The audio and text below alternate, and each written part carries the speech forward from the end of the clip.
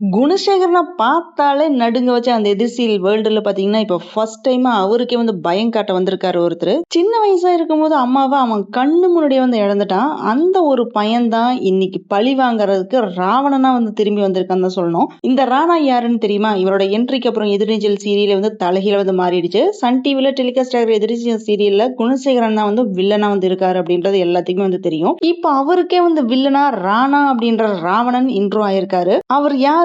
இதுக்கு முன்னாடி எந்த சீரியல்ல நடிச்சிருக்காரு? இந்த சீரியல்ல வர்றதுக்கு முன்னாடி என்ன பண்ணிட்டு இருந்தாரு? ஃபிலிம் கூட நடிச்சிருக்காரு அப்படின்னு சொல்லிட்டு இருக்காங்க. இவர் யார் கூட எல்லாம் ஃபிலிம்ல நடிச்சிருக்காரு அப்படி எல்லா இன்ஃபர்மேஷனை பத்தி இந்த வீடியோல தெரிஞ்சுக்கலாம்.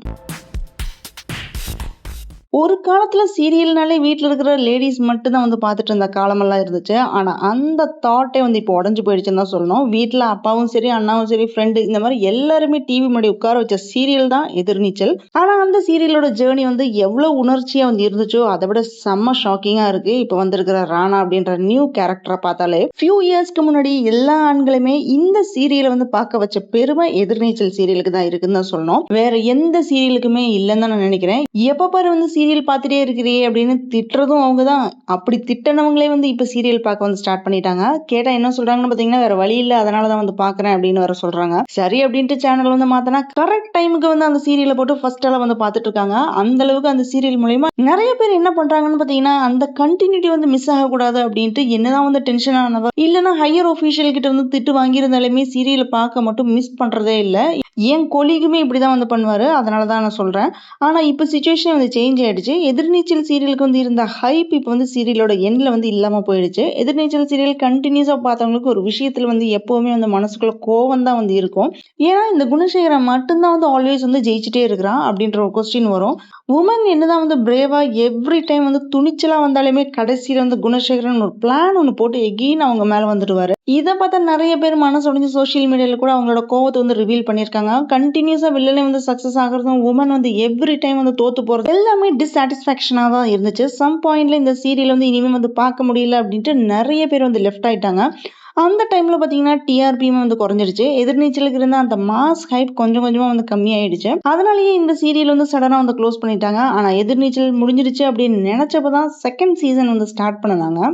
அதுக்கப்புறம் தான் ஒரு நம்பிக்கையே வந்துச்சு. இந்த தடவை அட்லீஸ்ட் ஸ்டோரி சேஞ்ச் ஆகுமா? இந்த தடவை உமன்ஸ் ஜெயிப்பாங்களா? குணசேகரனோட ஆட்டம் அடங்கிடுமா? இப்பவாச்சும் நமக்கு பிடிச்ச மாதிரி ஸ்டோரி இருக்குமா அப்படின்ற இன்ட்ரெஸ்ட்ல தான் எவ்ரி வீக் இந்த சீரியல் பார்த்துட்டு இருக்காங்க. ஆனா சீசன் 2ல கூட பிகினிங்ல இருந்து அதே சிச்சுவேஷன் தான் போயிட்டு இருந்துச்சு. குணசேகரன் ரொம்ப பவர்ஃபுல்லா இன்னுமே டேஞ்சரஸா மாறிட்டாரு. அவர் பேசுற எல்லா டைலாக்குமே பாத்தீங்கன்னா பயம் எல்லாமே மிக்ஸ் ஆன டாமினன்ஸ் தான் இருந்துச்சு. ஆஸ் யூஷுவலா இந்த சீரியல்ல வில்ல மட்டும்தான் எப்பவுமே ஜெயிச்சுட்டே இருக்காரு. ஆனா இப்ப இந்த ஸ்டோரியில ஸ்லைட் சேஞ்ச் வந்திருக்கு. இந்த மனுஷன் யாராவது நிறுத்த போறாங்களா அப்படின்னு நம்ம கேட்ட அந்த கொஸ்டினுக்கான ஆன்சர் தான் இப்போ ராணா அப்படின்னு ஒரு கேரக்டர் வந்திருக்காரு. இந்த ராணா சாதாரண கேரக்டர்லாம் இல்ல. இவரோட என்ட்ரியே ரிவெஞ்சோட தான் ஸ்டார்ட் ஆகுது.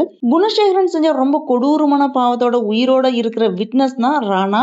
வல்லவனுக்கும் வல்லவன் இந்த வையகத்தில் இருக்கு அப்படின்னு ஒரு பழமொழி இருக்குது. அதுக்கு தகுந்த மாதிரி தான் இப்போ இந்த சீரியல் த்ரெட்டனிங் வில்லனா இருக்காரு. குணசேகரனுக்கே வில்லனா ராணா வந்திருக்காரு.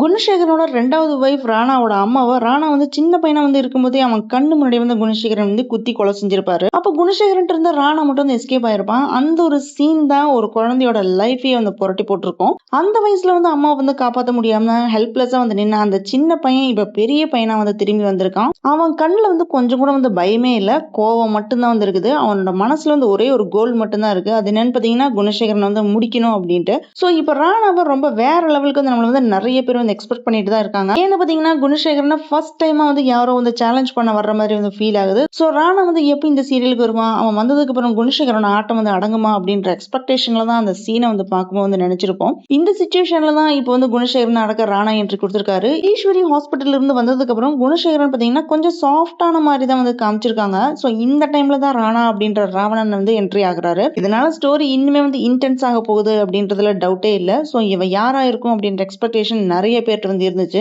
இந்த ராணா கேரக்டர்ல நடிக்கிற யாரு அப்படின்ட்டு எல்லாருமே கேட்டுட்டு தான் வந்து இருந்தாங்க. இந்த கேரக்டர்ல நடிக்கிற ஆக்டரோட ரியல் நேம் அஸ்வின். இவரோட நேட்டிவ் வந்து கோயம்புத்தூர். சின்ன வயசுல இருந்தே நடிக்கணும் அப்படின்ற ஆசை இருந்தனால காலேஜ் முடிஞ்ச உடனே சான்ஸ்க்காக தேடி அலைஞ்சிருக்காரு. இனிஷியலா ஃபியூ ஆட்ல வந்து கொமர்ஷியல் வந்து நடிக்க ஸ்டார்ட் பண்ணியிருக்காரு.